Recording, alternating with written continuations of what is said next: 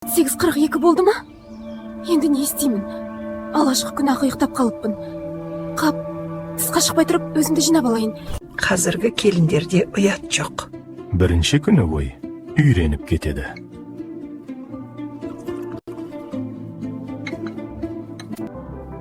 Сенсіз бөлмеден шықпаймын.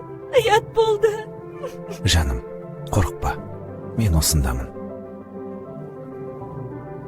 Тағы ұйықтамадың ба? Дайынға келіп алып шай құй. Міне, ұстай ғой. Біздің кезде 6-да тұратынбыз. Жастарда ұят жоқ. Менің осылай сынап мықты етпейсіздер. Мен керісінше сынып қаламын ғой. Келінде біреудің қызы екенін неге ұмытады? Жаным, сәл шыдашы. Мен жаныңдамын.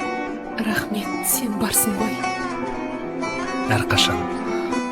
Жан жарының қолдауы әйелдің барлық сынақтан өтуіне сеп болады.